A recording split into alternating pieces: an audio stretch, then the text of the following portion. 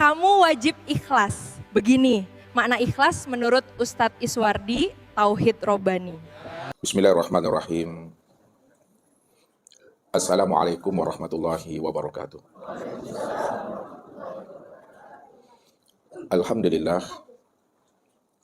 Alhamdulillahilladzi nawwara qulubana binuri ma'rifati wal yakin wa adkhilna ma'al awliya'i was solihin. Wassalatu wassalamu ala sayyidina Muhammadin nabi sayyidil mursalin wa ala alihi wa sahbihi rasulillahi ajma'in.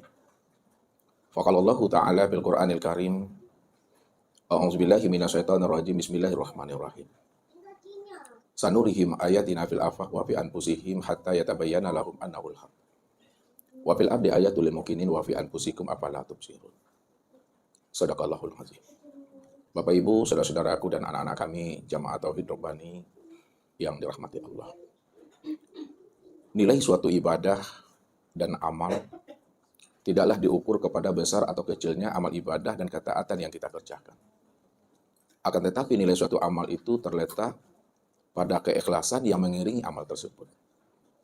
Itu artinya, sebesar apapun amal yang kita kerjakan, bila tidak ada ikhlas yang mengiringi amal tersebut, maka amal tersebut akan menjadi hampa dan sia-sia. Dan sekecil apapun bentuk amal ibadah dan ketaatan yang kita kerjakan, apabila ada ikhlas yang mengiringi amal tersebut, itulah bentuk amal ibadah yang diterima di sisi Allah Subhanahu wa Ta'ala. Maka disinilah Allah memberikan suatu kabar kepada hambanya dari setiap amal ibadah dan ketaatan yang kita kerjakan itu. Wa ma umiru illa liya'budullaha mukhlishina lahuddin. Tidaklah aku perintahkan dirimu untuk beramal, untuk beribadah, melainkan amalan ibadah yang kamu kerjakan itu benar-benar hanya ikhlas semata-mata untuk diriku seorang saja. Jadi kalau kita beramal ditujukan kepada sesuatu yang lain selain Allah, maka sesuatu yang lain selain Allah itulah nanti yang akan menjadi sembahan kita, yang akan menjadi Tuhan kita. Sedangkan Allah itu bagi dirinya hanyalah sebagai wasilah, perantara untuk mendapatkan sesuatu yang dia inginkan atau dia hajarkan dari setiap amal ibadah yang dia kerjakan. Maka amal yang demikian itu belum dikatakan namanya amal yang ikhlas. Amal yang ikhlas itu benar-benar tidak lagi tertuju kepada yang lain, hanya semata-mata untuk Allah seorang saja. Inilah komitmen seorang hamba yang telah mampu mengenal akan rahasia dirinya, bahwa Allah itulah hakikat sekalian amal, Allah itulah hakikat segala sesuatu, dan Allah pula lah hakikat sekalian alam dan diri kita ini. Kalaulah Allah itu adalah hakikat sekalian alam, amal dan diri kita, maka tentunya semua hidup kita ini, ibadah yang kita kerjakan, amal yang kita perbuat, orientasinya itu adalah Allah. Tujuan akhirnya itu adalah Allah. Bukankah Allah mengatakan, wa anna ila rabbikal muntaha. Sesungguhnya Allah itu, Rabbmu itu adalah akhir kesudahan daripada perjalanan hidupmu. Akhir kesudahan amal. Itu tiada lain adalah Allah. Kalau Allah adalah akhir kesudahan hidup dan amal kita ini, maka disitulah komitmennya kita sebagai seorang mukmin yang telah mengenal akan Tuhannya, mengitikadkan dan menjazamkan ke dalam batinnya, mengucapkan inna sholati wa nusuki wa mahyaya wa mamati lillahi rabbil alamin. Sesungguhnya sholatku, ibadahku, hidup dan matiku hanya semata-mata hanya tertuju untuk Allah seorang saja. Jadi jangan sampai ibadah kita itu tertuju kepada yang lainnya. Tujukanlah kepada Allah itu. Kalau sudah ditujukan amal kita kepada Allah, itulah amal ibadah yang diterima. Itulah amal ibadah yang sah dalam pandangan Allah itu. Maka ini yang mesti kita ambil ilmu dan pemahamannya. Karena setiap kita ini akan berbeda-beda motivasi dari setiap amal yang dikerjakan tadi. Ustaz selalu katakan kepada Bapak Ibu dengan suatu kiasnya yang diungkapkan oleh orang-orang arifin dan arif billah. Kalau kita ingin meraih namanya akhirat, maka dunia itu pasti akan ikut. Tapi kalau kita meraih dunia, maka akhirat itu pasti akan luput. Nah, sekarang kita tingkatkan pemahaman kita. Siapa yang benar-benar ingin meraih Allah, ingin menuju Allah, Allah itu adalah orientasi hidupnya dari setiap ibadah dan ketaatan yang dia kerjakan. Dunia ikut, akhirat pun juga ikut. Kenapa dunia ikut, akhirat juga ikut? Karena Allah itulah sebenar-benarnya pemilik dunia dan pemilik akhirat. Allah itulah hakikat daripada dunia dan akhirat itu. Kalau Allah adalah hakikat dunia dan akhirat, pemilik dunia dan akhirat itu, maka siapa yang mendapatkan rahmat, ridhonya Allah, maka Allah akan beri kepada dirinya itu kemuliaan dunia dan kemuliaan akhirat itu. Karena Allah pemilik dunia dan akhirat. Kita tingkatkan lagi pemahaman kita. Siapa yang mendapatkan Allah? Siapa yang menuju Allah? Siapa yang meraih Allah? Tujuannya supaya dia dapat kemuliaan dunia dan kemuliaan akhirat. Maka kemuliaan dunia dan akhirat itulah yang akan menjadi Tuhannya. Dunia dan akhirat itulah yang akan menjadi sembahannya. Sedangkan Allah bagi dirinya hanyalah sebagai wasilah dan perantara untuk mendapatkan kemuliaan dunia dan akhirat. Ini yang disebut namanya batu licin, Bapak Ibu. Di mana letaknya batu licinnya itu? Karena dia beribadah tadi itu bukan orientasinya Tuhan. Kalaulah orientasinya Tuhan, di balik orientasi itu, di balik tujuannya itu, ada udang di balik bakwan. Ini yang diungkapkan dalam pandangan pemahaman tauhid, ada niat di dalam niat. Ini akan berbahaya. Karena Allah itu paham dan mengerti betul tentang rahasia yang tersimpan dan tersembunyi di dalam kalbu kita ini. Wallahu ya'lamu ma fi qulubikum. Allah mengetahui yang tersurat dan tersirat dalam hati dan rahasia diri kita ini. Kalau Allah Maha tahu dan Maha mengerti apa yang tersurat dan tersirat dalam hati dan rahasia diri kita, maka ketika itulah sebenarnya hidup dan ibadah kita benar-benar tertuju hanya untuk Allah saja. Ilahi anta maksudi wariduka matlubi. Wahai Rabbku, Engkau lah yang aku tuju dan ridhomu lah yang aku cari. Sehingga ibadah yang kita lakukan itu dengan komitmen yang seperti itu, kita beribadah tidak ada lagi tawar-menawar dengan Allah. Jadi ibadah yang kita lakukan ini betul-betul ibadah yang orientasinya hanya Allah. Tujuan akhirnya adalah Allah. Kalaulah ibadah kita itu orientasinya Allah, tujuan akhirnya adalah Allah, itu artinya setiap ibadah dan ketaatan yang kita lakukan, Bapak Ibu, tidak ada lagi tawar-menawar. Tidak ada lagi bernegosiasi dengan Allah atau mengalas dengan Tuhan. Mengalas, lihat tahu? Mengalir. Apalagi melakukan intervensi dengan Tuhan. Intervensi itu apa maksudnya itu, Pak Ridho? Coba. Iya, intervensi. Bukan mendikte. Nah, jangan kita beribadah itu melakukan intervensi, mendikte Tuhan. Mesti Allah yang mengikuti keinginan maunya kita. Kalau Allah yang mesti mengikuti maunya kita, Bapak Ibu, coba kita berpikir secara rasional dan normal. Siapa yang menjadi Tuhan dan siapa yang akan menjadi hamba lagi? Apakah Allah itu kita jadikan sebagai Rabb kita supaya dia bisa menjadi budak kita? Tuhan itu mesti melayani nafsu kita. Kalau kita jadikan Allah sebagai Rabb kita untuk menjadi pelayan nafsu kita, budak kita, ini berbahaya, Bapak Ibu. Jadi Tuhan adalah kita lagi. Kalau kita ingin ngatur-ngatur Tuhan. Makanya kita mesti paham dan mengerti. Jangan kita mengaku hamba Allah, abdi Allah. Batin kita menjadi hamba nafsu dan hamba dunia. Yukhadi'una Allah wallazina amanu wa ma yahda'una ila anfusihim wa ma yashurun. Mereka ingin menipu dan membohongi Allah. Dan orang-orang yang beriman, orang-orang yang kasar. Padahal kata Allah, mereka sudah tertipu dengan nafsu mereka sendiri. Dan mereka tidak memahami dan tidak menyadarinya, kata Tuhan.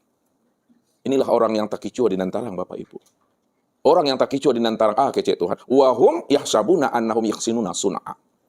Mereka mengira dan menyangka mereka telah melakukan amal yang terbaik di hadapan Allah. Padahal mereka tidak sadar, mereka sudah tertipu dengan amal dan nafsu mereka sendiri. Maka orang-orang yang tertipu dengan nafsunya, dengan amalnya, di akhirat nanti, kata Allah, taubanya mereka memikul peti yang besar di pundaknya. Dia mengira dan menyangka di dalam peti itu sudah terhimpun dan terkumpulnya seluruh amal-amalnya. Amal sholatnya, amal puasanya, amal zakatnya, amal hajinya, amal-amal yang lain. Tapi ketika dibuka peti amal itu, dilihatnya rupanya debu semuanya. Hapus. Sirna, Bapak Ibu. Ini orang yang tertipu. Kalau kita sudah tertipu dengan diri kita tadi, dengan nafsu kita, dengan pikiran kita, kita merasa diri kita telah melakukan amal yang terbaik, maka kita akan menjadi orang yang rugi. Rugi di dunianya, rugi pula di akhiratnya. Lalu bagaimana supaya kita tidak rugi dunia dan akhirat, Bapak Ibu? Maka luruskan niat kita. Jangan ada niat di dalam niat. Betul-betul Allah itu adalah menjadi orientasi hidup kita. Allah itu adalah akhir kesudahan hidup kita ini. Jadi kalau Allah adalah akhir kesudahan hidup kita dan orientasi hidup kita, insya Allah kita akan mampu selalu istiqomah. Berserah diri kepada Allah itu zahid dan batin. Orang yang telah berserah diri kepada Allah zahid dan batin, Bapak Ibu, dia tidak akan pernah ragu dan bimbang dengan jaminan dan kemampuan Allah. Dia tidak pernah khawatir dengan janji Allah. Karena Allah mengatakan kepada kita ini, innallaha la tukhliful mi'ad. Sesungguhnya aku ini, kata Allah, tidak pernah memungkiri akan janjiku. Allah itu berkata, tidak pernah bohong, berjanji, tidak pernah mungkir. Apa buktinya? Allah katakan, man amila solihan min zakari al unsa wa huwa mu'min, falah nuhiyannahu hayatan thayyibah wa la najziyannahum ajrahum bi ahsani ma kanu ya'malun. Siapa yang beramal soleh, dia telah mengenal aku, dia telah bermakrifat kepada aku, dia yakin aku ini Rabb-nya. Kemudian dia benar-benar beriman kepada aku. Tidak ragu dia dengan janji aku, kata Allah. Apakah yang beramal soleh itu? Laki-laki kah atau perempuan kah? Kalau dia tidak bimbang dengan jaminan aku, tidak ragu dia dengan janji aku, maka akan aku berikan kehidupan yang lebih baik kepada dirinya dari kehidupan sebelumnya, kata Allah. Allah mudahkan lisan kita ini untuk berzikir dan mengingat akan dirinya. Allah jadikan hati kita ini untuk bermahabbah, rindu, cinta, dan bermanja-manja dengan dirinya. Sehingga hati kita ini, rohani kita ini, mampu merasakan di dalam dekapan kandungan Rahman dan Rahimnya Tuhan itu. Sehingga tidak berjarak lagi kita dengan Tuhan itu. Sudah hidup kesadaran Tuhan di dalam hati dan rohani kita ini. Maka ketika itu Allah katakan apa? Wala najziyannahum ajrahum bi ahsani ma kanu ya'malun. Aku pasti akan memberikan balasan yang terbaik dari setiap amal yang dia kerjakan, kata Tuhan. Itu artinya, Bapak Ibu, Allah tetap memberikan yang terbaik untuk hambanya. Walaupun hamba itu ada amalnya yang cacat, ada amalnya yang kurang, ada amalnya yang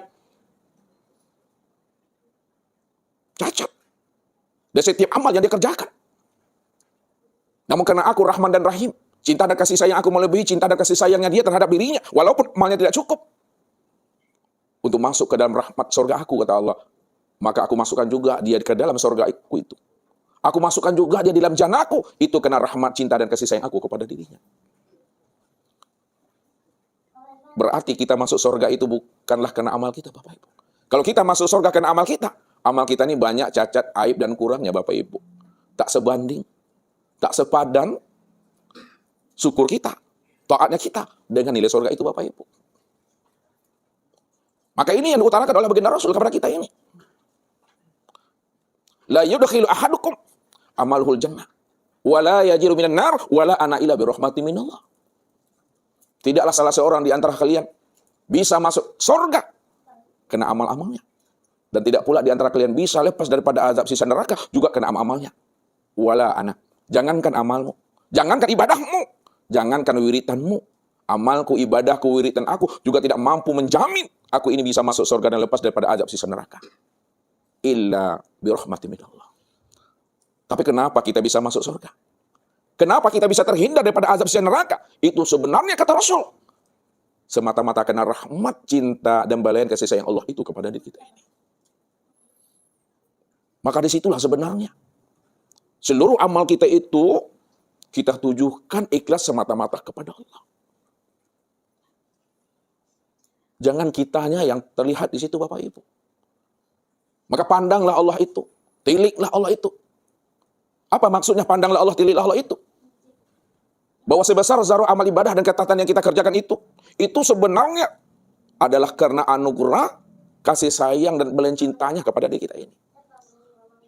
Sebesar zarah kebaikan yang keluar dari diri kita ini, bukan karena kemampuan kita, bukan karena usaha dan ikhtiar kita, tapi pandang sebesar zarah kebaikan yang keluar dari diri kita itu adalah bentuk karunia, rahmat, dan kasih sayang Allah kepada diri kita. Walau la fadlullahi alaikum wa rahmatuhu mazaka minkum min ahadin abadah lakuntum minal khasirin. Kalau bukan karena karunia aku, kalau bukan karena anugerah aku, kalau bukan karena kasih sayang aku kepada dirimu, kamu tidak akan pernah bisa melakukan amal ibadah dan ketaatan.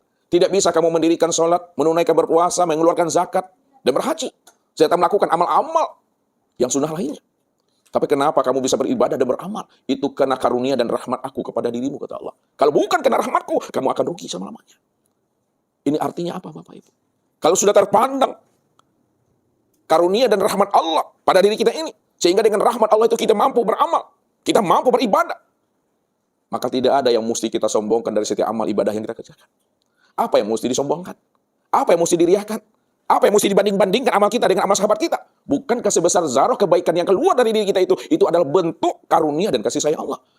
Apatah lagi kalau kita tawar-menawar dengan Tuhan? Apatah lagi kita ini bernegosiasi dengan Tuhan? Apatah lagi kita ini mengintervensi Tuhan? Padahal diri kita ini di hadapan Allah. La haula wa la quwata illa billah. Sebesar zarah tidak ada kudratmu. Tidak ada iradatmu yang kuasa dan berkehendak di dalam amal itu. Itu nyatanya kudrat dan iradat aku, kata Allah. Kalaulah nyatanya kudrat dan iradat aku pada dirimu yang berlaku di situ, maka sangat-sangat tidak pantas kamu menuntut aku, kata Tuhan. Sangat tidak pantas kalau kita menjengkel-jengkel Tuhan. Tidak layak. Allah kita jadikan sebagai budak awan nafsu dan pelayan daripada keegoan diri kita ini. Karena Tuhan itu bukan budak. Tuhan itu bukanlah pelayan daripada kita ini. Bagaimanapun banyaknya amal ibadah kita, taat pun kita, rajin pun kita. Walaupun kita dikatakan orang masjid, orang musola, orang langgar, orang surau, rajin pun kita dan beramal dan beribadah. Ingat Bapak Ibu, Allah tak pernah butuh dengan amal-amal kita. Allah tak pernah bersandar dan bergantung dengan amal ibadah dan ketatan kita, dengan kerajinan kita. Dipuji pun tidak bertambah kebesaran pujian diriku. Tak pun aku dipuji, aku tak pernah hina. Dibesarkan pun aku tidak akan pernah besar. Dan aku tidak pernah kecil, kalaupun tidak dibesarkan. Karena aku Allah. Aku besar dengan sendirinya, aku terpuji dengan sendirinya. Aku dah Allah, innani anallah, la ilaha illa ana. Aku ni Allah. Aku ni maha di atas segala-galanya. Maha suci, maha terpuji, maha besar. Maka besar dan terpujinya aku. Bukan karena pujianmu, bukan karena sanjunganmu, bukan karena ibadah dan ketatan kamu. Aku tidak pernah bersandar dengan amal-amalmu. Kalau Allah tidak pernah bersandar dengan amal ibadah dan kata yang tak kerjakan Bapak Ibu, kenapa Allah suruh kita beramal? Kenapa Allah suruh kita ini beribadah? Aku suruh kamu beramal dan beribadah, bukan karena ada kepentingan aku di dalam itu.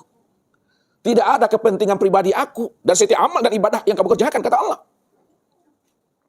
Aku suruh kamu beramal, kata Tuhan. Sebenar-benarnya, kata Allah. Aku ingin tahu sejauh mana kepatuhan dan keimanan kamu kepada aku. Setelah kamu mengatakan, Anta Rabbi wa ana abduka. Engkau Rabbku, ya Allah, dan aku adalah hambamu, ya Allah. Aku ingin melihat, kata Allah. Benarkah kamu itu patuh beriman kepada aku setelah kamu mengatakan aku ni Rabbmu dan kamu adalah hambaku? Maka itulah sebenarnya rahasia aku ciptakan dunia, aku bentangkan alam syahadah ini. Liyabluwakum ayyukum ahsanu amala. Aku ingin tahu siapa yang paling sempurna amalnya. Siapa yang paling baik keimanannya, keislamannya, tauhid dan ma'rifatnya, kata Allah. Inilah cerita dan sandiwaranya aku, kata Tuhan. Jadi tidak ada kepentingan Tuhan di dalamnya itu. Di situlah kita mesti paham dan mengerti. Kita mesti tahu diri kita ini. Supaya kita beribadah kepada Allah. Tidak lagi menggalas, menuntut-nuntut Tuhan, bernegosiasi, atau melakukan introspeksi dengan Tuhan. Untuk lebih jelasnya Bapak Ibu, tentang kedalaman keikhlasan kita beribadah kepada Allah, di mana makom kita dan beribadah, maka tunggulah pesan-pesan berikut ini. Jadi Bapak Ibu yang dirahmati Allah, kita lihat ya tentang keikhlasan kita dalam beramal dan beribadah itu. Apakah ibadah kita ini sudah benar-benar untuk Allah? Atau kita beramal itu karena ada kepentingan kita, ada maunya? Ya, orang kalau beribadah itu karena ada maunya, Bapak Ibu, mati-matian beramal tuh. Ya, lupa saja berzikir dia merasa berdosa dia itu. Ya, nanti seret, apa seret namanya? Rasa kita apa nama tuh? Seret? Serat? Ah, itu bahasa apa tuh? Pokok sanginnya rasa kita. Sanginnya rasa kita. Karena Allah katakan wa may yattaqillaha yaj'al makhraja wa yarzuqhu min haitsu la yahtasib. Barang siapa yang benar-benar bertakwa kepada Allah, jinak hatinya kepada Tuhannya, yaj'al makhraja. Aku bukakan jalan keluar bagi dirinya kalau dia ada problem dan ada masalah, wa yarzuqhu min haitsu la yahtasib. Dan aku berikan dia rezeki dari jalan yang tidak diduga-duga. Makanya kalau dia itu lupa dia berzikir, ya, sesaat, takut dia rezekinya apa tadi? Seret, sekete. Tak bisa lidah Ustaz menyambut itu dah. Hah? Sandek, sandek, takut dia itu. Berarti ada maunya dan beribadah, ya. Bukan Ustaz melarang Bapak Ibu berzikir ya. Jangan salah paham dengan Ustaz nanti ini, ya. Ya, jadi kita beribadah, kita beramal itu bukan untuk bernegosiasi, berdagang dengan Tuhan. Bukan karena ada maunya. Nah, tapi benar-benar ilahi anta maksudi waridoka matlubi. Maka kuncinya itu di hati ini sebenarnya. Ya, di hati ini letaknya. Makanya Rasul katakan apa? Innamal a'malu binniyat.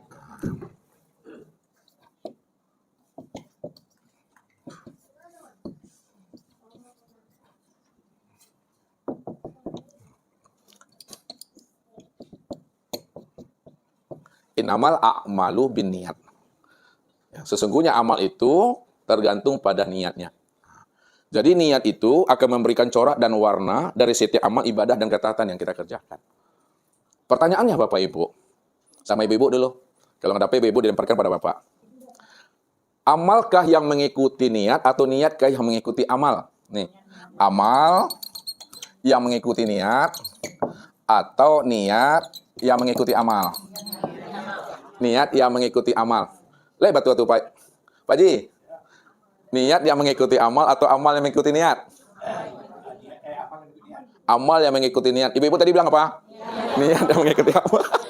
Makanya benar salahnya. Benar salahnya. Ya. Amal yang mengikuti niat. Makanya Bapak Ibu tadi dari rumah mau menuju ke masjid ini ada niat tadi dong? Ada niat untuk datang ke sini? Niat kalau sudah berniat tadi baru diiringi oleh amal, oleh kangkara kita baru menconcong ke semua. Mana yang betul? Amal yang mengikuti niat. Kalau Ibu tadi bilang apa? Niat yang mengikuti amal. Ya. Hah?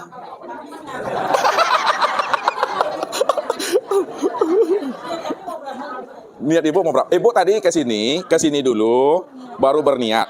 Berniat dulu, baru ke sini. Jadi, yang menurut Ibu yang mana yang benar? Niat yang mengikuti amal. Itu yang saya bilang tuh benar salahnya. Kata Pak Haji, jangan mengerengkang juga sama guru. Nggak biar tarang ngaji itu. Tapi jangan ibu-ibu marah dengan Ustaz ya. Sama Pak Haji aja lah. Ya. Jadi amal itu yang kami ikuti niat. Bahasa yang mudah, lihat. Terus antarkan dulu. Ya, niat ini letaknya di mana? Niat itu letaknya di hati. Lihat, ini maminya. Ini amal tadi. Amal itu nampaknya di mana? Anggota tubuh. Lihat tuh. Dia bahasa Ustaz. Ya. Tubuh ini dia berimam dia kepada hati. Tubuh dia berimam kepada hati. Apa maksudnya berimam kepada hati itu?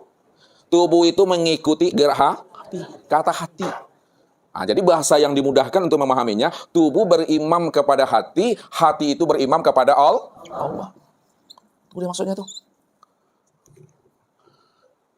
Tubuh mengikuti kehendak hati mengikuti kehendak Allah. Makanya Allah bilang apa? Wa ma tasyauna illa ayyasha Allah. Tidaklah hatimu bisa berkehendak, melainkan hatimu berkehendak mengikuti kehendak dan maunya aku, kata Allah. Itu maksudnya tuh. Disitulah Rasul mengatakan innamal a'malu binniyat. Seluruh amal itu bersandar bergantung kepada niatnya tadi. Niat itu letaknya di hati. Kalaulah niat itu letaknya di hati, mahyan niat. Apa yang dikatakan niat itu? Apa yang dikatakan niat Pak Ridho? Halo. Apa yang disebut niat? Ini Pak Ridhonya nih. Pak Haji Junudin. Apa yang terlintas dalam hati, makhataro bibalika. Jadi yang dikatakan niat itu apa yang terlintas, apa yang terbetik, apa yang mencurat dari dalam hati itu yang niat. Maka niat itu la sautun wala harfun. Niat itu tidak ada kata dan suara. Makanya kata hati tidaklah bersuara. Kata hati tidak bersuara. Walaupun disebut kata hati, namun kata hati itu hakikatnya la sautun wala harfun. Jadi, ya, niat itu makomnya, niat itu letaknya itu di dalam hati. Kalaulah niat itu makom dan letaknya di dalam hati, maka yang dikatakan niat itu makhataro bibalika. Apa yang terlintas, apa yang terbetik di dalam hatimu itulah niat. Jadi tidak diucapkan, tidak dilafazkan. Jadi jangan aneh dan heran Bapak Ibu melihat ada orang pergi mau sholat ke masjid, ya, sampai di masjid, Allahu Akbar. Itu tidak dilafazkannya. Kenapa? Karena memang dari rumah dia itu berwudu untuk mendirikan ibadah sholat maghrib ke isya kah. Apa sampai di sana? Langsung tuh. Dan jangan pula Bapak Ibu heran kalau ada orang sholat lalu dia bersenamiang dulu tagaknya. Batani-tani bahasa Australia atau batani-tani. Diraso-rasoi badan, diraso-rasoi diriku, dihadirkan dulu hati itu kepada Allah. Bahasa ibu kita tadi itu, dirasakannya kehadiran Allah itu sudah benar-benar terlihat nyata dalam pandangan hati ini. Baru di situ dijazamkannya usolli. Boleh itu. Makanya berikhtiar dalam beragama itu lebih baik daripada bapak ibu tokopo-kopo pe masaji, kadang lu sampai ke masaji lah tajalapak nyawa. Sakit nak bararo malu itu nak tahan. Sampai ke masaji itu turun napas itu diatur dulu, udah paham, udah tenang, baru usolli. Itu. Jangan kupu-kupu tuh, Allah perlu akbar. Sing-sing kok tajalapak abe kok. Sakit nak bararo malu itu kok. Oke kok. Allahu akbar. Maka mana yang lebih baik bapak ibu? Gini-gini ini atau gini dulu? Tenang dulu berikhtiar. Itu kata Imam Asy-Syafi'i rahimahullah. Kita beribadah mencari yang terbaik, mencari yang aman, nyaman, yang tenang. Jangan terburu-buru. Ya, jadi niat itu makhatara bibalika. Kalaulah niat itu betul-betul lintasan hati yang terbetik dalam hati, maka disitulah letaknya kita tahu ibadah kita ini. Apakah ibadah kita ini benar-benar untuk Allah atau beribadah itu karena ada maunya dengan Allah itu. Jadi niat itu makhatara bibalika. Kalaulah niat itu betul-betul lintasan hati yang terbetik dalam hati, maka disitulah letaknya kita tahu ibadah kita ini. Apakah ibadah kita ini benar-benar untuk Allah atau beribadah itu karena ada maunya dengan Allah itu. Maka zahirlah namanya yang disebut dengan ikhlas itu. Lihat ikhlas. Ini makom ikhlas Bapak Ibu. Ya, makom ikhlas itu letaknya di hati ini tadi itu. Kita beribadah itu karena maunya dengan Allah atau tidak. Karena kepentingan pribadi atau tidak. Anda lihat.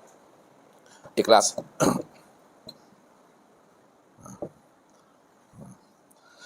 Jadi ikhlas itu ada 3 makom, 3 tingkatan dalam memahaminya. Bapak Ibu tilik nanti ke sini. Ada ikhlas tingkat syariat. Ikhlas tingkat syariat. Tingkat syariat itu tingkat ilmu fikih. Yang kedua, ada ikhlas tingkat thariqat.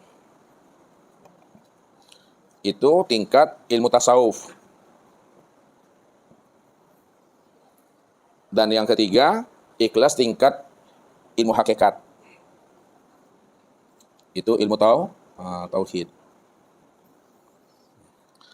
Jadi ikhlas tingkatnya orang syariat, orang tarikat, dan orang hakikat itu akan berbeda-beda Bapak Ibu. Cara memahaminya. Kita di mana makom kita sekarang ini? Apakah ikhlasnya kita itu di tingkat pemahaman syariat fikih, atau di tarikat tasawufnya, atau di dalam ilmu hakikat tauhidnya? Kita center satu-satu. Kita lihat. Ikhlasnya tingkat syariat fikih. Orang syariat fikih, kalau dia beribadah, dia beramal, dia senantiasa melakukan sebuah tuntutan. Ini dia. Tuntutan kepada Tuhannya. Atau dia beramal itu melakukan namanya negosiasi. Atau melakukan tawar-menawar. Atau menggalas. Mencari untung dan labo. Atau dia melakukan intervensi. Dengan Tuhannya. Karena dia yakin dan percaya apa yang Allah janjikan kepada dirinya. Pasti Allah akan berikan. Iyyaka na'budu wa iyyaka nasta'in. Apa artinya itu ibu-ibu? Kepada Engkau ya Allah kami menyembah. Dan kepada Engkau ya Allah kami minta tolong. Situ ada hak dan ada kewajiban itu. Tunaikan dulu kewajiban kita. Puji Allah itu, rayu Allah itu, godah Allah itu, patuh kepada Allah itu. Setelah kita puji Allah, patuh kita kepada Allah. Baru dia menyasak-nyasak Tuhan di situ. Tahu menyasak-nyasak Tuhan? Kalau nak tahu ba'ala tuh ya. Apa tuh artinya tuh Pak menyasak-nyasak Tuhan? Ya, pokoknya setelah ditunaikan kewajibannya. Itu tugas dan kewajiban Tuhan mesti memenuhi janjinya. Kalau tidak, ditunjuk hidayahnya Tuhan. Awas engkau ya Allah, saya nggak mau lagi berdoa. Mau saya berzikir lagi. Anda saya mau lagi sholat. Batulah kata dia itu cenggelat Tuhan tuh. Cenggelat nggak tahu tuh? Pak Disa tahu cenggelat? Tahu cenggelat apa tuh bahasa Malaysianya itu? Pasti nggak tahu juga tuh. Apa itu benda cenggelat apa bahasa Malaysianya itu? Iya menipu. Ya. Itu kalau dia sudah mengatakan Tuhan itu cenggelat, pas menipu itu pas loh. Yang pas itu cenggelat. Ya, Allah itu tidak dipercayainya lagi gitu. Ya pokoknya Allah itu tetap janji lah. Malas dia itu berzikir, malas berdoa, malas beribadah itu. Ya. Makanya orang-orang yang seperti ini selalu dia itu beribadah itu mencari laba, mencari untung. Ini yang Ustaz katakan ada niat di dalam niat, ada udang di balik bakwan. Bukan dibeli batu saja, dibeli bakwan. Ya. Ini orang yang senantiasa menjadikan Allah itu sebagai budak hawa nafsunya. Kalau kita ingin menjadikan Allah sebagai budak hawa nafsu kita, maka apa kata Ustaz tadi? Siapa yang menjadi Tuhan lagi dan siapa yang akan menjadi hamba? Ini yang mesti disadari. Jangan sekali-kali Allah itu kita jadikan budak pelayan hawa nafsu kita. Ya. Benar-benar Allah itu kita jadikan Rabb kita. Kita patuh kepadanya. Maka kalau kita patuh kepada dirinya, tunjukkanlah kepatuhan kita kepada Allah itu. Ikhlas semata-mata karena dirinya, bukan karena yang lain itu. Ini yang Allah katakan, wa ma umiru illa liya'budullaha mukhlishina lahuddin. Tidaklah aku perintahkan kamu untuk beribadah kepada aku, melainkan ibadah yang benar-benar ikhlas. Itu artinya Bapak Ibu, beribadah itu jangan tergiur karena pahalanya. Beribadah itu jangan tergiur karena surganya. Beribadah itu jangan takut karena nerakanya. Beribadah itu jangan takut karena azab dan siksanya. Kalau kita beribadah takut kena neraka dan azabnya Bapak Ibu, maka setiap ibadah yang kita kerjakan itu pasti selalu dibayang-bayangi oleh ancaman azab dan siksa. Kalau kita beribadah karena takut masuk neraka dan azab siksanya, dipastikan orang demikian, setiap beribadah dibayang-bayangi, dihantui oleh perasaan siksa dan neraka itu. Disitulah rahasianya. Ibadah itu benar-benar ditujukan semata-mata karena Allah. Jangan karena ada maunya, kata Ustaz. Kalau ada maunya, pasti kita akan tawar-menawar dengan Tuhan di situ. Disinilah Rasulullah itu menjelaskan kepada kita. Supaya kita mampu mengambil iktibar dan pelajarannya yang terdalam apa yang Rasul maksudkan kepada umat ini. Apa kata beliau? Laulan naru masajada lillahi sajidun.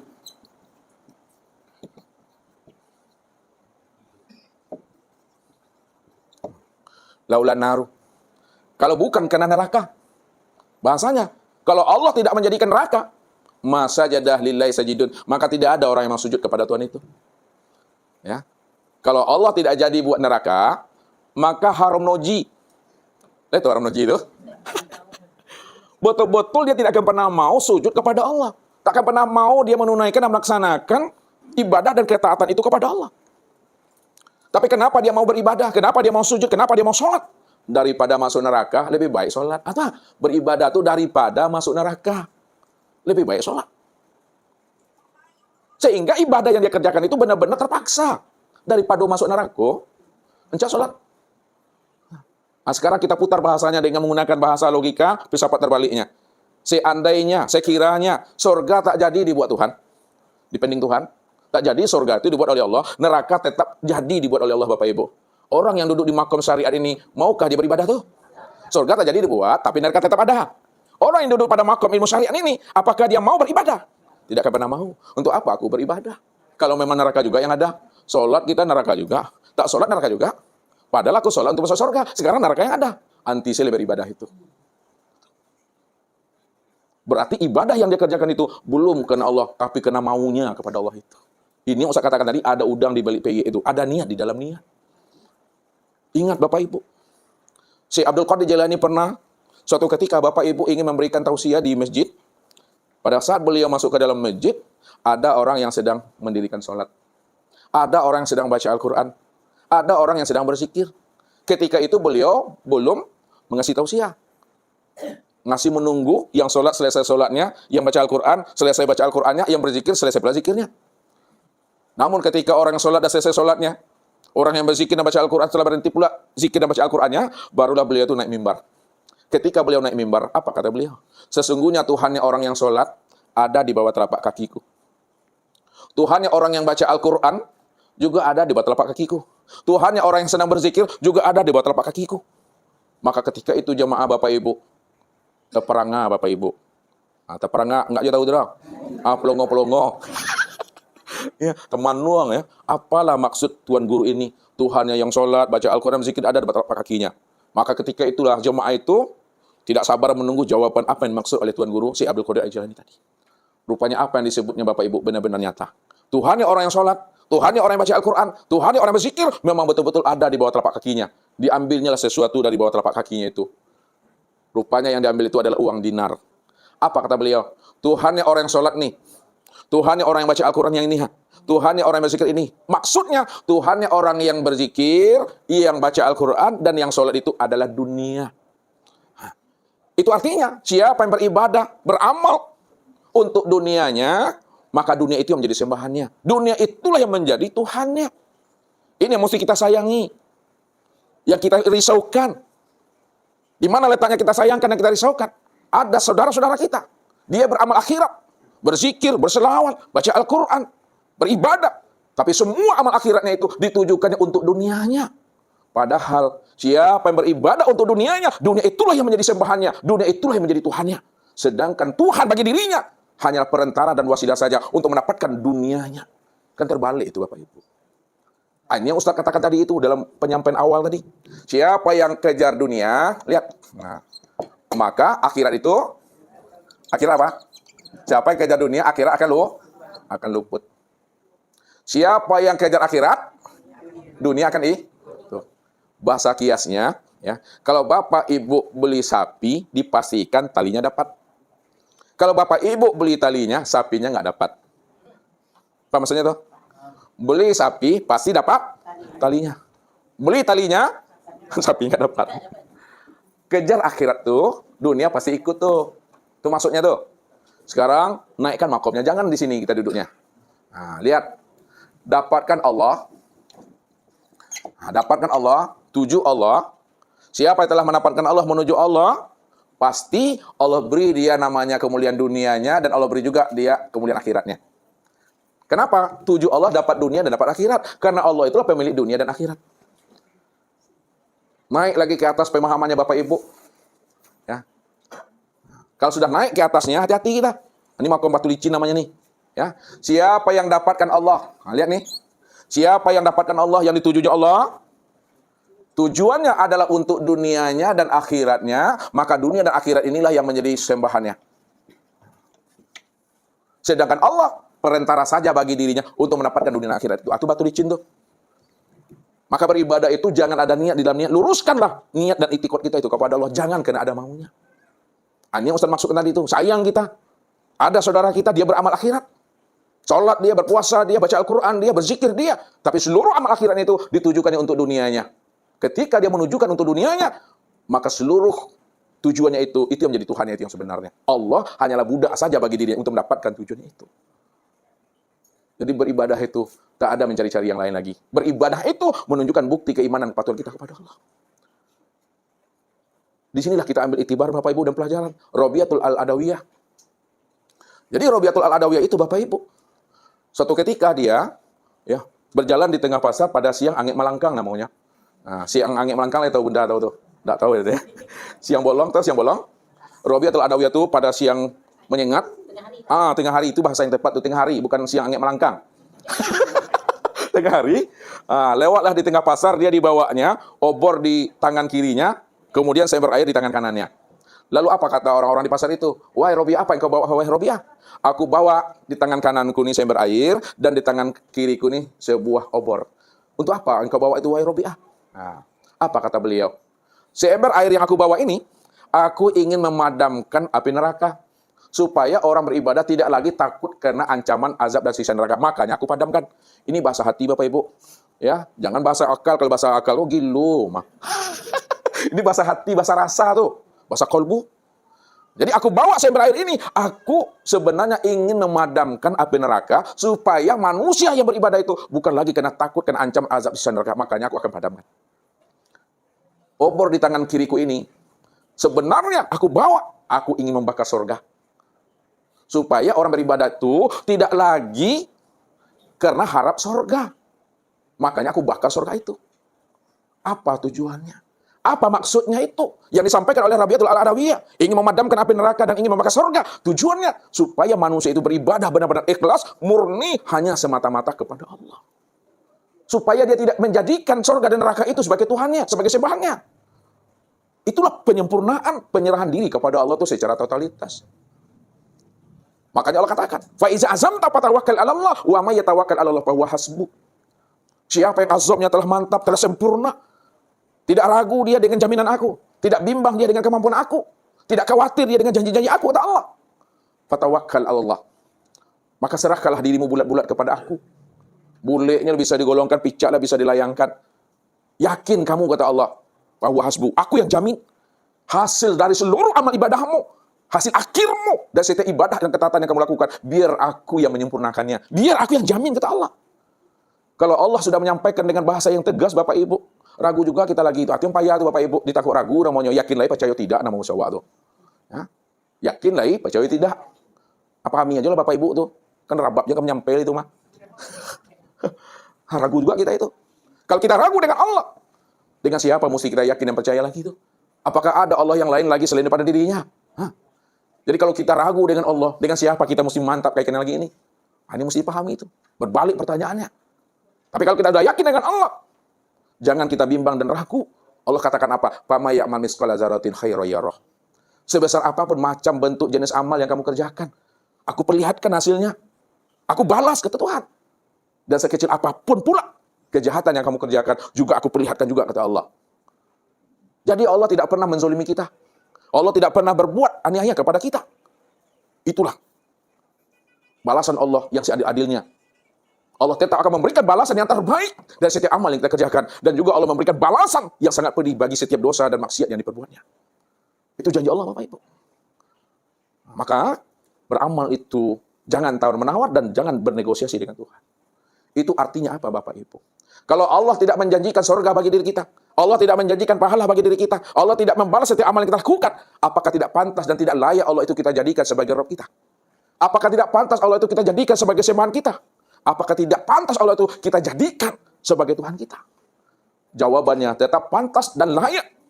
Allah itu adalah Rabb kita. Allah itu kita puja dan kita puji, walaupun Allah tidak menjanjikan sesuatu apapun kepada diri kita. Karena kita beriman kepada Allah, menunjukkan kepatuhan saja kepada dirinya. Karena dia adalah Rabb kita dan kita adalah hambanya. Itu yang mesti dipahami. Ya. Jangan kita itu berdagang dengan Tuhan. Kalau amal kita itu benar-benar diterima Tuhan.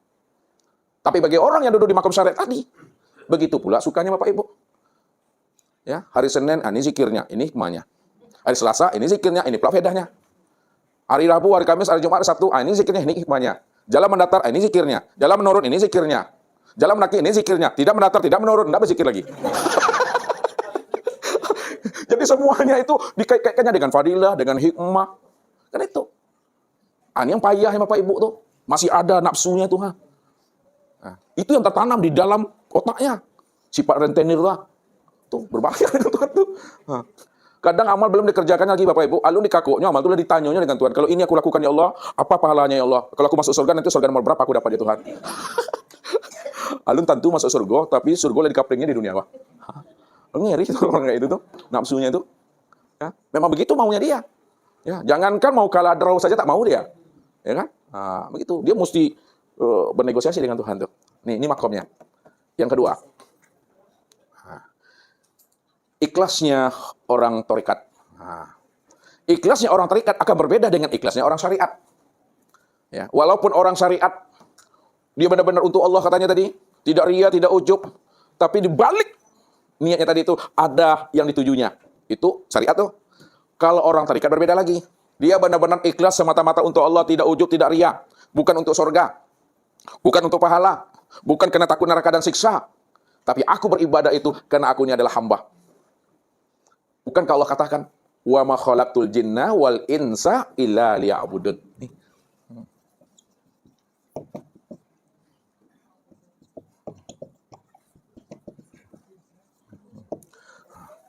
Tidaklah aku ciptakan jin dan manusia itu melainkan untuk beribadah, untuk mengabdi.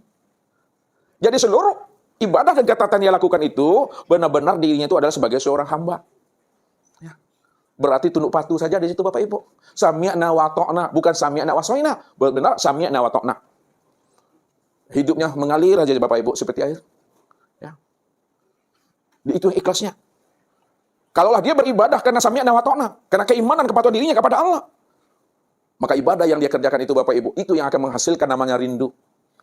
Rasa cinta, rasa bermahabbah, bermanja-manja dengan Tuhan. Baru hidupnya rasa mahabbah, rindu dan bermanja-manja dengan Allah. Ketika hati itu sudah hadir kepada Allah itu. Anta Rabbi wa ana abduka. Engkau Rabbku ya Allah. Aku adalah hambamu ya Allah. Maka sepanjang hayat di kandung badan, Dia tetap selalu istiqomah berjalan di atas jalan hidayah dan petunjuk Allah. Dilaksanakan itu semua.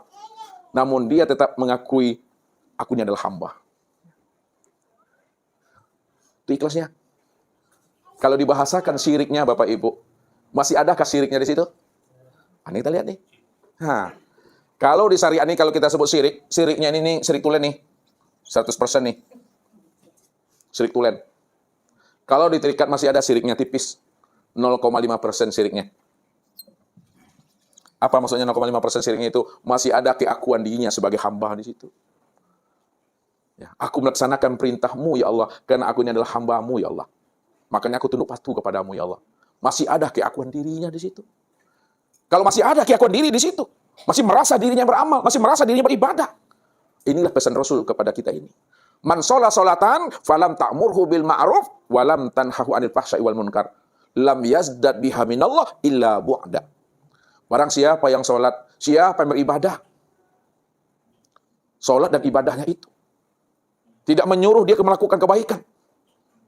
Dan sholat serta ibadah yang dia kerjakan tidak mampu mencegah perbuatan dirinya dan perbuatan keji dan mungkar. Lam yazdad biha minallah illa bu'da. Maka ibadah yang dia kerjakan itu, sholat yang dia perbuat itu, bukan bertambah dekat dirinya dengan Allah, bahkan bertambah jauh. Di mana dirinya bukan bertambah dekat dengan Tuhan, bahkan bertambah jauh. Karena di dalam ibadah yang dia kerjakan itu, ibadahnya tidak bisa mencegah perbuatan keji dan mungkar. Sebabnya apa? Dia masih merampok hak Allah di situ. Belum duduk pada makom aryan, bukan riyan. Duduk pada makom aryan, tidak ada lagi kemelekatan pada dirinya yang merasa wujud. Tidak ada lagi kemelekatan pada dirinya, merasa dia itu sama. Basar, kalam, ilmu, kudrat, iradat, hayat. Tidak ada lagi keakuan dirinya yang menyadari dia itu melihat dan mendengar, berkata, mengetahui, berkuasa, berkehendak dan hidup itu. Tuh, makom aryan tuh. Makanya kalau belum duduk pada makom aryan, ini akan berbahaya. Maka ibadah yang dikerjakan itu pasti akan ada merampok hak Allah di situ, mencuri di dalam sholat itu yang maksud oleh Rasulullah itu. Apa kata Nabi?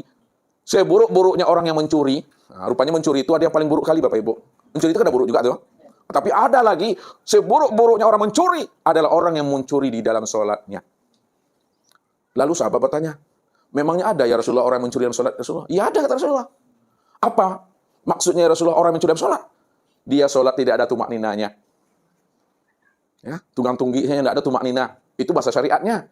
Ya, imam malu rukunya ruku dulu. Imam belum sujud, dia ada sujud dulu. Imam belum salam, dia ada salam dulu. Imam belum takbir, dia ada takbir dulu. Itu orang yang mencuri dalam sholat. Secara ilmu fikih. Secara makna hakikatnya mencuri di dalam sholat itu maksudnya ketika dia merasa dirinya ya yang berdiri di waktu sholat. Merasa dirinya yang ruku di dalam sholat. Yang merasa dirinya yang sujud dan duduk dalam sholat. Itulah orang yang merampok di dalam sholat itu. Yang tidak ada tumak ninah. Itu maksudnya. Tumak ninah itu tenang, diam. Apa maksudnya tenang dan diam itu? Tenangkan akalmu, tenangkan hatimu. Tenangkan perasaanmu. Jangan kamu merasa kamunya yang berdiri.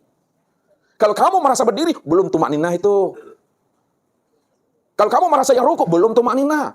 Kalau kamu merasa yang sujud dan duduk, belum tumak ninah.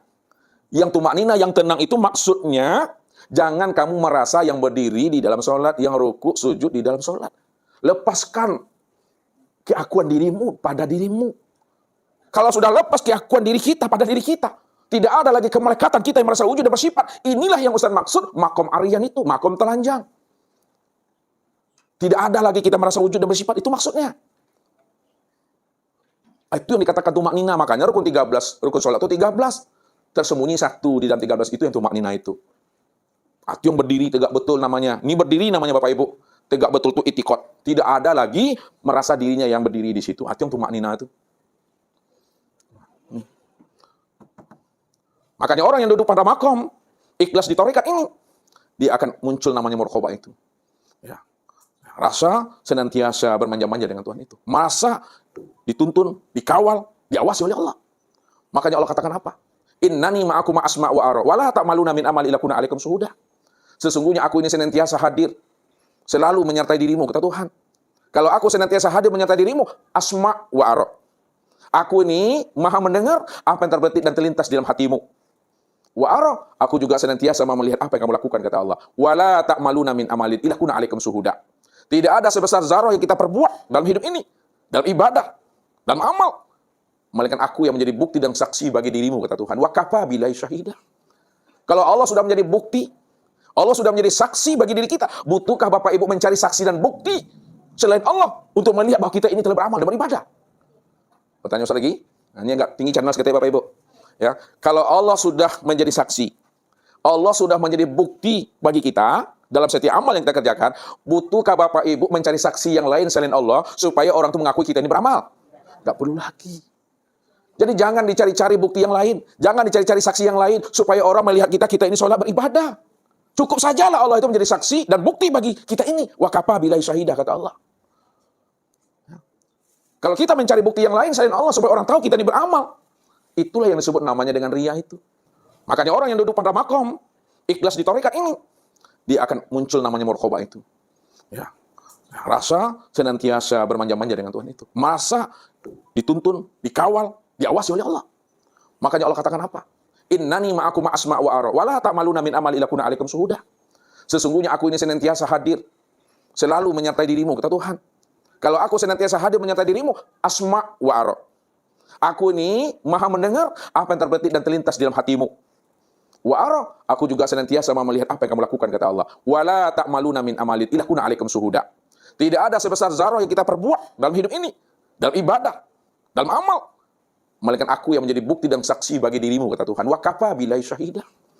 Kalau Allah sudah menjadi bukti, Allah sudah menjadi saksi bagi diri kita, butuhkah Bapak Ibu mencari saksi dan bukti selain Allah untuk melihat bahwa kita ini telah beramal dan beribadah? Pertanyaan saya lagi. Nah, ini agak tinggi channel kita Bapak Ibu. Ya, kalau Allah sudah menjadi saksi, Allah sudah menjadi bukti bagi kita dalam setiap amal yang kita kerjakan, butuhkah Bapak Ibu mencari saksi yang lain selain Allah supaya orang itu mengakui kita ini beramal? Nggak perlu lagi. Jadi jangan dicari-cari bukti yang lain, jangan dicari-cari saksi yang lain supaya orang melihat kita ini sholat beribadah. Cukup sajalah Allah itu menjadi saksi dan bukti bagi kita ini. Wa kafa billahi syahidah, kata Allah. Ya. Kalau kita mencari bukti yang lain selain Allah supaya orang tahu kita ini beramal, itulah yang disebut namanya dengan riya itu. Nah, kalau dari riya itu sudah muncullah sum'ah itu Bapak Ibu. Tahu sum'ah? Sudah memperdengar-dengarkan amalnya kepada orang lain. Kalau sudah memperdengarkan, hati-hati Bapak Ibu. Dia akan membanding-bandingkan amalnya dengan amal sahabatnya. Aku mampu gini, dia tak mampu gitu. Ketika itu, apa kata Rasul? Al-hasad takul hasanat kama takul narul khatab. Sifat hasad, sifat ujub, sifat takbur, sifat riya, sifat sum'ah. Itu akan memakan amal ibadahnya sebagaimana api membakar kayu bakar itu. Habis Bapak Ibu. Kosong amal kita. Kalau kita ini sum'ah, kalau kita ini ujub, kalau kita riya. Diambil oleh Rasulullah itu sebuah ranting Bapak Ibu. Lalu dituangkan minyak, dibakar habis nih ranting ini. Makanya amal kita jadi debu itu.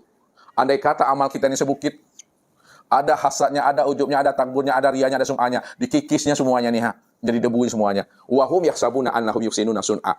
Mereka mengira dan menyangka dia telah melakukan amal yang terbaik, padahal mereka sudah tertipu dengan amal dan diri mereka sendiri. Tapi mereka tidak menyadarinya.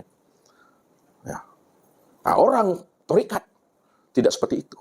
Orang ahli tasawuf tidak seperti itu. Karena ibadah yang dia kerjakan itu, bagaimana hatinya itu selalu hadir kepada Allah. Ya. Sehingga setiap ibadah yang keluar dari dirinya, bukan karena kemampuan dirinya, bukan karena ikhtiar, kekuatan dirinya, bukan karena usaha dirinya, sebesar zarah yang keluar dari dirinya, berzikir itu, beribadah itu adalah bentuk karunia dan anugerah Allah itu kepada dirinya. Kalaulah sebesar zarah amal yang keluar dari diri kita itu karena anugerah Allah dan kasih sayangnya Allah, maka disitulah dia paham dan menyadari tidak ada yang bisa disombongkan ya, di hadapan manusia ini. Tidak ada yang bisa dibanggakan di hadapan kawan amal kita. Karena sebesar zarah amal kita, itu semuanya bentuk kasih sayang Allah itu. Tidak ada yang kita banggakan Bapak Ibu. Tidak ada yang kita sombongkan. Apalagi kita tuntut Tuhan. Tidak akan ada itu. Kalau bukan karena Allah, tidak bisa kita. Disitulah rahasianya. Bahagialah Bapak Ibu. Gembira Bapak Ibu. Kalau Bapak Ibu melihat anugerah Allah kepada diri Bapak Ibu. Ketika Bapak Ibu, hati Bapak Ibu mampu memandang pemberian karunia Allah kepada diri Bapak Ibu. Sehingga dengan karunia yang Allah berikan kepada kita, kita mampu untuk beribadah, maka senang bahagia kita. Melihat pemberian Allah, melihat karunianya Allah. Tapi jangan gembira. Jangan Bapak Ibu itu senang dan bangga melihat kemampuan diri mampu beramal. Ini hati-hati. Ini cara memandangnya. Jangan Bapak Ibu merasa bangga, senang, bahagia, dan gembira melihat kemampuan diri beramal. Kalau kita bangga, gembira melihat kemampuan diri mampu beramal, Lupa kita memandang Allahnya. Inilah yang nanti akan menjadi takbur itu, Bapak Ibu. Akan menjadi ujub itu, akan menjadi sombong. Padahal Nabi mengatakan apa? La tadkhulul jannata man kana fi qalbihi misqala dzarratin min kibir. Apa artinya itu? Bukan min cibir ya? Tidak masuk surga kamu, kata Rasulullah. La tadkhulul jannata. Tidak masuk surga kamu. Walaupun kamu ini ahli sujud, ahli ibadah, hura-hura, orang langgar, nggak masuk surga kamu. Man kana fi qalbihi misqala dzarratin min kibir. Apabila ada di dalam dadamu sebesar zarah. Sebesar zarah itu sebesar apa tuh, Mawah? Sebesar lontong. Biji bayam. Biji bayam. Biji bayam itu ada bijinya ya? Ada ya, kita ya. Ada. Sebesar biji bayam.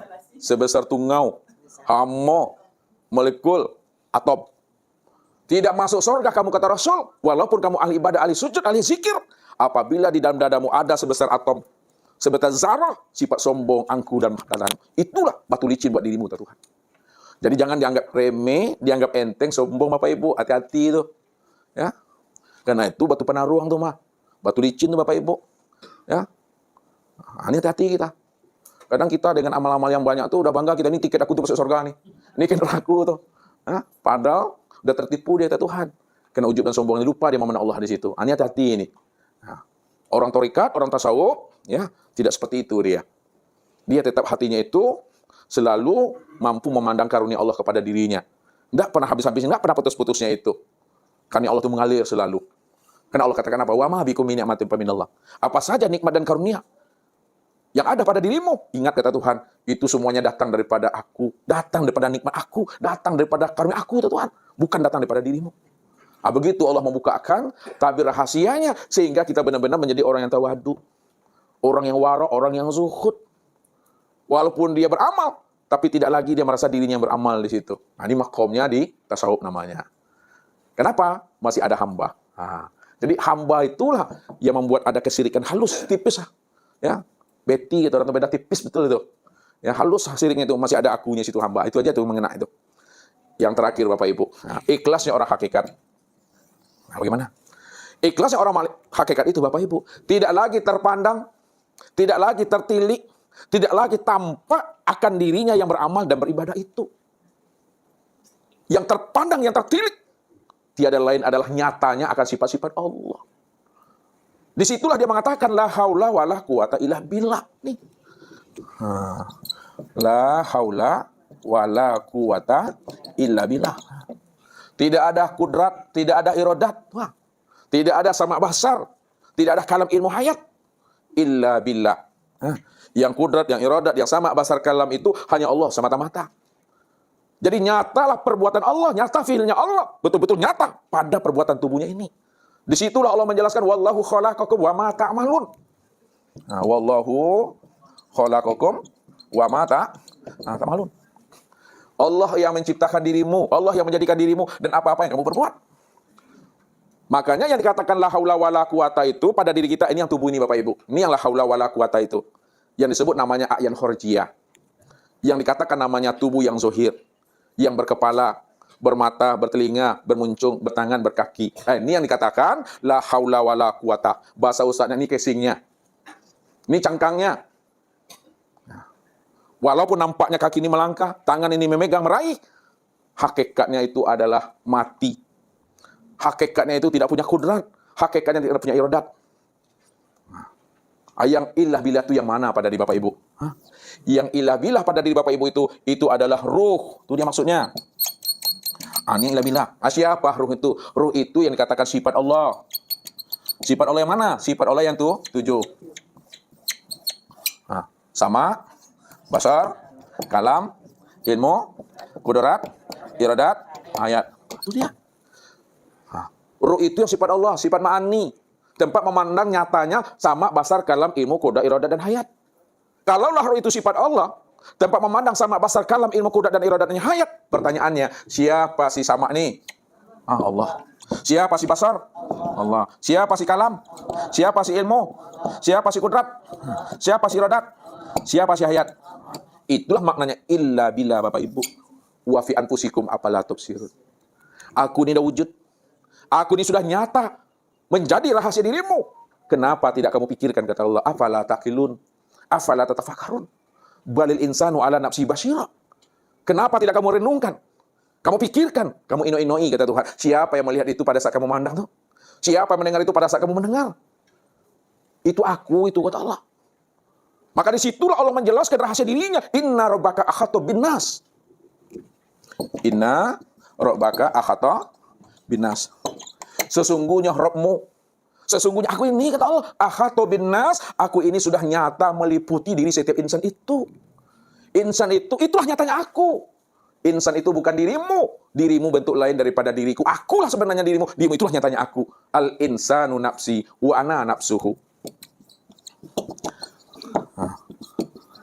Insan itu adalah diriku dan akulah sebenarnya dirinya insan itu. Ini yang Ustaz katakan selalu, rupanya Bapak Ibu nak urang rupanya dah. Jangan kurang oleh. Walaupun orang mengatakan kita orang, tapi orangnya Bapak Ibu bukanlah kenyataan wujud diri Bapak Ibu. Walaupun manusia mengatakan kita ini manusia, tapi manusianya Bapak Ibu bukanlah kenyataan wujud diri Bapak Ibu.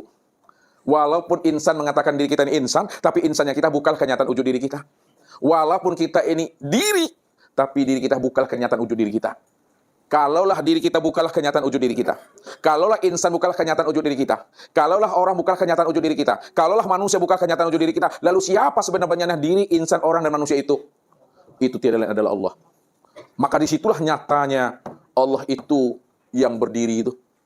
Nyatanya Allah itu yang rukuk tuh. Nyatanya Allah itu yang sujud tuh. Nyatanya Allah itu yang duduk itu. Disitulah Allah menjelaskan, Ana rabbaka usolli. Akulah Rabbmu yang sholat itu. Wa an ya'buduni hadza siratal mustaqim. Akulah yang memuji dan menyembah diriku sendiri. Inilah jalan yang lurus itu, jalan yang hak. Jadi jalan yang lurus, jalan yang hak adalah jalan yang mampu memandang akan kewujudan diriku kata Tuhan. Kalau Allah yang wujud, Allah yang tunggal, maka wujud dan tunggalnya itulah yang dikatakan namanya. Dialah yang benar-benar ikhlas itu Bapak Ibu. Surah Ikhlas ada? Apa bacanya Rahmi? Baca surah Ikhlas. Adakah lapas ikhlas di surat itu? Tidak ada. Kalau tidak ada lapas ikhlas di surat itu, kenapa dikatakan surat ikhlas? Asailah. Jadi, yang ahad itu yang ikhlas. Kenapa tidak dikatakan, kenapa tidak ada surat ikhlas, baca ikhlas di situ? Itu maksudnya tadi. Jawabannya apa? Kan lapasnya tidak ada ikhlas kan? Tapi kenapa dikatakan surah ikhlas padahal lapas ikhlas tidak ada pada surat itu? Karena yang ahad itu yang ikhlas. Ibu bingung, aku pun panik. Mungkin Pak Rido mungkin bisa menjawabnya nih. Di dalam surat yang dibaca Ibu Rahmi tadi, ya, tidak ada lapas ikhlas. Tapi kenapa surat itu dikatakan surat ikhlas Pak Rido? Karena surat itu yang menyatakan bahasa diri kita hanya diri Allah saja yang ada satu-satunya. Diri Allah saja yang ada satu-satunya. Ya. Kenapa dikatakan surah ikhlas? Karena ikhlas itu menunjukkan ketunggalan akan diri Allah. Allah itu cuma yang ahad satu-satunya, tidak ada diri yang lain selain daripada dirinya. Makanya mana ikhlas itu murni. Tidak tercampur dengan yang lain. Itu maksudnya tidak ada diri yang lain selain Allah. Tidak ada diri yang lain selain Allah.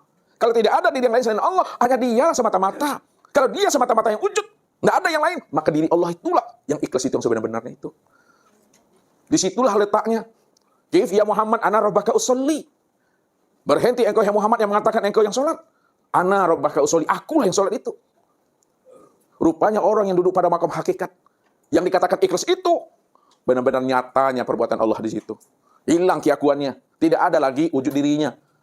Orang yang ikhlas pada duduk makam hakikat. Inilah orang duduk pada makam aryan itu yang sebenarnya. Yang wujud itu hanya Allah. Yang sama itu hanya Allah. Yang basar itu hanya Allah. Yang kalam ilmu kuda iradah itu hanya Allah. Nah, ini yang lepas daripada syirik. Nah, ini lepas daripada syirik Bapak Ibu. Tidak ada lagi nol. Kalau nol masih ada nilai itu? Tidak ada lagi kan? Nah, 0%. Tidak ada syirik di dalamnya lagi itu. Udah lepas tuh. Apakah ketika itu Bapak Ibu ngaku Tuhan di situ? Apakah Bapak Ibu merampok hak Tuhan di situ? Apakah Bapak Ibu ingin jadi Tuhan di situ? Tidak. Jadi belajar memahami ikhlas, tauhid itu. Bukan kita ingin jadi Tuhan. Bukan kita ngaku-ngaku Tuhan. Bukan kita ingin merampok hak Tuhan. Belajar ilmu tauhid dan ilmu ma'rifat untuk memahami dan mengenal bahwa diri kita ini sejak dahulunya, sekarang dan yang akan datang nggak pernah ada. Yang ada itu semata-mata. Sejak dahulunya, sekarang yang akan datang itu hanyalah Allah saja Bapak Ibu. Kalau Allah cuma yang wujud, Allah cuma yang ada, maka wujud ada nyatanya Allah itu. Ini sempurna pada diri Bapak Ibu ini. Akui diri Bapak Ibu itu. Nyatanya Tuhan itu.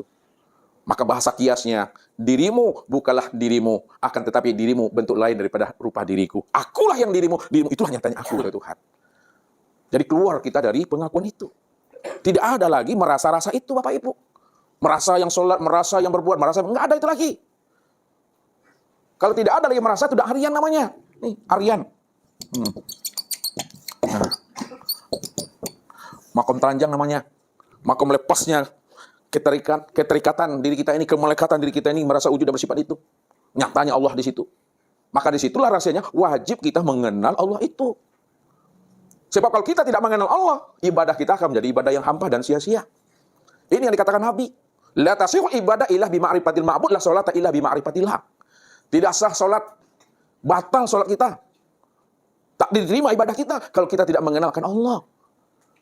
Nah, kalau bahasa tasawufnya, belum sempurna ibadahmu kalau kamu belum mengenal Allah. Kalau bahasa hakikatnya, batal ibadahmu kalau kamu tidak mengenal Tuhan. Ya. Itu wajib kita mengenal Tuhan itu. Bagaimana cara mengenal Tuhan? Supaya tidak ada lagi kemelekatan diri, keakuan itu pada diri kita. Maka kenalilah siapa kita ini yang sebenarnya. Man ana. Buat pertanyaannya, man ana, siapa aku? Nah, itu aku punya kita dulu tuh. Siapa aku? Nah. Makanya wajib kita mengenal diri. Siapa aku? Siapa diriku yang sebenarnya? Nah, lihat jawab. Siapa yang sebenarnya diri aku ini siapa nih, ha? Nah, yang dikatakan diri aku yang sebenarnya itu adalah ruh. Udah tahu kita siapa diri itu ruh. Siapa ruh itu? Ruh itulah yang disebut namanya dengan hayat. Itu dia. Nah. Siapa hayat itu? Nah, ya hayat itu adalah sifat. Siapa yang sifat itu? Yang sifat itu adalah zat. Siapa yang zat? Yang zat itu adalah aku. Siapa aku tuh? Namanya itu adalah Allah. Rupanya diri Bapak Ibu yang sebenar-benarnya, yang dikatakan diri sejati, yang disebut sejati diri, yang dikatakan si amal diri, yang dikatakan diri yang sebenar-benar diri, itu adalah akunya Allah, bukan akunya kita. Innani anallah. Ini dia. La ilaha illa ana. Itu dia. Sesungguhnya diriku adalah Allah. La ilaha illa ana. Tidak ada yang nyata melainkan aku, kata Allah. Maka disitulah letaknya Allah itu beraku-aku dalam keakuannya. Karena tidak ada yang lain selain pada dirinya. Hanya dia semata-mata Bapak Ibu. Hanya Allah yang ada. Kalau Allah yang ada, maka diri Bapak Ibu itulah wujud nyatanya diri Allah. Kalau diturunkan bahasanya ke hakikat, rupanya diri Bapak Ibu ini adalah bahagian daripada diri Tuhan. Kalaulah diri Bapak ini bahagian dari diri Tuhan, itu artinya diri Bapak Ibu itulah bahagian daripada diri yang maha suci itu. Siapa diri yang maha suci itu? Itu adalah Allah. Aku itu sebenar-benarnya diri Bapak Ibu itulah bahagian dari maha suci. Diri Bapak itu bahagian daripada diri Tuhan. Tiada lain dia Tuhan itu sendiri. Bahasa kiasnya, kita ini adalah satu tetes saja dari sebuah lautan Bapak Ibu. Satu tetes saja, satu percikan saja dari lautan itu. Itu yang dikatakan bahagian itu Bapak Ibu. Nah, contoh, ini contoh untuk ambil kiasnya. Ini lautan, kata Ustaz, ini lautan. Lalu kita ambil dengan ciduk. Nah, ciduk tahu? Gayung. Nah, di ciduk. Nah, ini. Pertanyaannya, ini pertanyaan. Apakah air yang ada di dalam gayung ini, ya, sama dengan air yang di lautan ini? Sama. Kalau memang betul sama air yang di dalam ciduk ini dengan air di lautan ini, maka air di dalam gayung ini apa sebutannya bagi air yang di lautan ini? Bahagian. Kenapa dikatakan bahagian? Karena asalnya? Nah, kalau dia itu adalah bahagian daripada lautan, karena asalnya daripada laut, maka air yang di dalam gayung ini, itu artinya sama dengan air laut itu. Kalau dipahami, lihat, ini Ustaz minta maaf nih, lautan itu adalah Allah. Sedangkan bahagiannya itu yang disebut namanya Muhammad. Maka Muhammad itulah bahagian diri yang maha suci. Muhammad itu bahagian daripada diri Tuhan. Jadi kalau Bapak Ibu ingin mengenal Allah, ingin berjumpa Allah, maka lihatlah kepada Muhammad. Pandang Muhammad itu. Siapa yang telah memandang Muhammad dan sama memandang Allah. Siapa yang telah berjumpa dengan Muhammad dan berjumpa dengan Allah. Siapa yang sudah kenal dengan Muhammad dan kenal dengan Allah. Karena Muhammad itu adalah bahagian diri Tuhan. Bahagian dari Tuhan. Bahasa hakikatnya ainullah, wujudullah. Bahasa tarikatnya cermin Allah. Bahasa asarnya hamba Allah. Maka Muhammad itulah sebenar-benarnya untuk memandang Allah secara sempurna dan nyata itu. Disitulah dikatakan Muhammad itu rahasia daripada diri Tuhan. Jadi jangan juga dicari juga Allah lagi Bapak Ibu.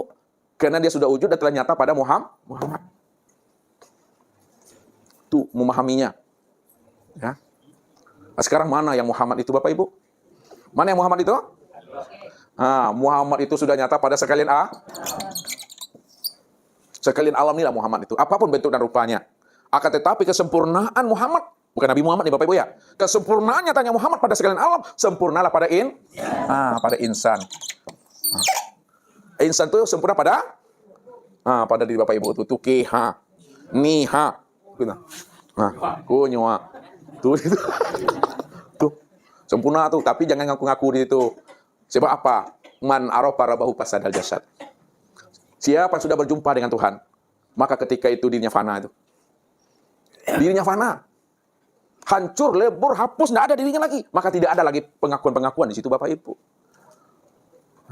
Dan siapa yang sudah kenal Allah, siapa yang sudah berjumpa Allah, fana dirinya, hilang dirinya, nggak ada dirinya lagi di situ.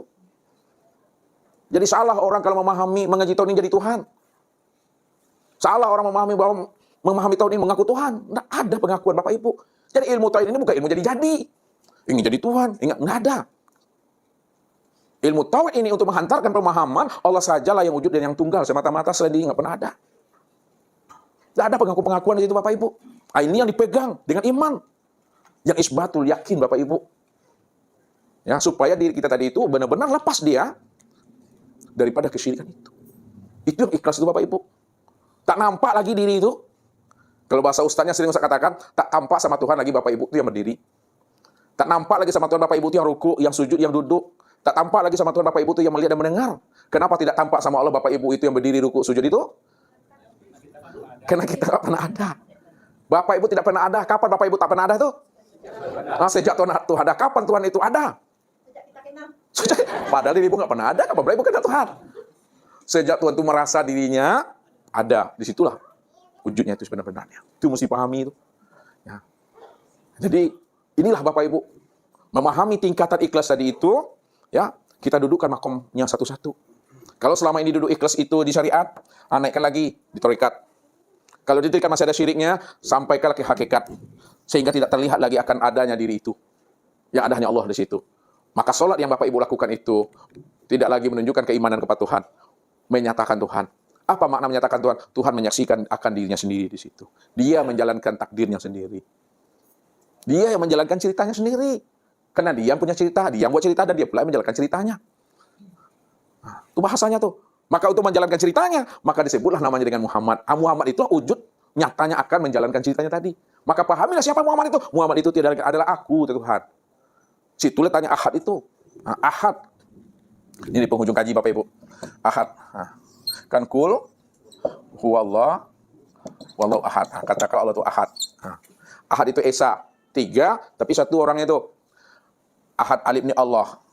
Hal itu Muhammad, dan itu Adam. Itu maknanya, Allah itu diriku, Muhammad itu wujudku, Adam itulah rupaku, aku juga itu Tuhan. Itu Ahad itu. Kesempurnaan Allah, Muhammad, dan Adam memandang itu disebut namanya insan. Insan itulah kesempurnaan memandang Allah, Muhammad, dan Adam itu. Itulah insan. Nah, siapa insan? Insan itulah kesempurnaan bentuk rupaku Tuhan. Al-insanu siri'u ana sirrahu. Insan itu adalah rahasia. Akulah sebenarnya insan itu. Itu sempurnanya Ahad itu. Nah, ini cara membacanya melalui ilmu hakikat. Nah, bagaimana cara membaca melalui ilmu ma'rifat? Nah, lihat. Kalau secara ilmu hakikat, Ustaz tanya dulu satu dulu. Pak Son, membacanya secara ilmu hakikat bagaimana tadi Ahad itu? Secara ilmu hakikat. Ya, gimana cara bacanya Ahad itu? Secara ilmu hakikat yang saya terangkan tadi. Pak Son tadi di mana nih? Siapa lagi nih? Pak Ip. Coba. Pak Ip tadi kamu dengar kan Mas Ustaz kan? Kari lu suara Ustaz dari Miku tadi mah. Bagaimana cara membacanya secara ilmu hakikat? Pak Abdul Qadir. Halo. Ini gagah Pak Abdul Qadir. Ini apa Ustaz nih? Coba baca secara ilmu hakikat Pak Abdul Qadir. Ahad. Allah, Muhammad, dan Adam. Coba cara membacanya secara ilmu hakikat. Ahad. Alifnya Allah. Iya. Hanya Muhammad, dannya Adam. Cara menyebutnya gimana secara ilmu hakikat? Cara menyebutnya? Allah, Muhammad, Adam. Bagaimana cara menyebutnya? Cara membukakan pahamnya? Pak Andre, bantu. Dirinya bernama Allah. Rupanya bernama Adam. Hah? Rupanya bernama Muhammad. Itu apa lagi? Wujudnya lagi. Pak Sudir. Tidur Pak Sudir. Enggak. Coba uraikan lagi, bantu. Nah. Alhamdulillah, beruntung sengit lah bini Pak Sudir lah. Dapat Sudir. Tuh. Allah tuh dirinya, Muhammad tuh wujudnya, Adam tuh rupanya. Itu secara hakikat. Secara makrifat. Nah, lihat secara makrifat, cara membacanya. Ya. Allah dirinya, ya. Allah wujudnya, Allah rupanya, Allah rahasianya. Ulang lagi Pak Haji Zainuddin. Allah namanya. Nggak ada usah bilang nama. Allah dirinya. Muhammad wujudnya. Tuh. Adam rupanya. Oh, benar salahnya. Benar salahnya. Itu di hakikat. Pak Abdul Muthalib, bantu. Allah dirinya, Allah wujudnya, Allah rupanya. Satu lagi. Allah. Bantu Pak Haji. Berdua spreken. Bantu lagi Pak Haji. Kurang satu lagi. Bantu Pak Ridho lagi. Satu Pak Ridho. Allah rahasianya. Jadi secara ilmu makrifat, cara membacanya, karena Allah cuma yang ada semata-mata. Allah dirinya, Allah wujudnya, Allah rupanya, Allah rahasianya. Karena dia yang wujud dan dia yang ada. Kalau dia yang wujud, maka wujudnya itu Allah. Kalau dia yang wujud, maka rupanya Allah. Kalau dia yang wujud, maka rasanya juga Allah situ. Atau memahami ilmu nih. Jadi kita tidak boleh lagi ya mengaku-ngaku kita ini Tuhan. Nggak ada itu pengakuan itu Bapak Ibu ya. Lepas kita dari sana itu Allah aja di situ. Setelah paham kita Allah di situ, ini penutup kaji. Man arafallah fahuwallah. Lihat. Man arafallah fahuwallah. Man arafallah kala di sana. Ini pengunci kajinya. Man arafallah fahuwallah. Barang siapa yang sudah kenal Allah, Allah itu yang wujud, Allah itu yang tunggal, maka dia yang Allah yang wujudnya tunggal itu. Kalau Allah itu yang awal, akhir, zahir, dan batin, dia yang wujud, yang bersifat, maka yang wujud, yang bersifat, yang awal, akhir, zahir, dialah itu sebenarnya. Ketika itu, kata Rasul, man arafallahu kala lisanu. Siapa yang telah mengenal Allah zahir dan batin secara sempurna, keluhlah lisannya. Keluh lisan itu kata yang tidak terkatakan lagi. Itu maknanya diam saja Bapak Ibu. Pandang-pandang, sela. Jangan disebut, jangan ditunjuk-tunjuk. Lihat itu, Pak Ustaz, pandang-pandang saya itu. Boleh dilihat, tapi jangan disebut, apalagi ditunjuk. Berbahaya. Ya, jadi barang yang sudah jelas, barang yang sudah nyata, jangan disebut, jangan ditunjuk-tunjuk, berbahaya. Udah Bapak Ibu, aku pun udah capek. Nah, itu saja Bapak Ibu yang dirahmati Allah. Mudah-mudahan dengan memahami akan rahasia ikhlas ini, Bapak Ibu tahu sebenar-benarnya siapa yang beribadah, siapa yang sholat, siapa yang ikhlas itu sebenarnya. Billahi taufiq wal hidayah. Wassalamualaikum warahmatullahi wabarakatuh.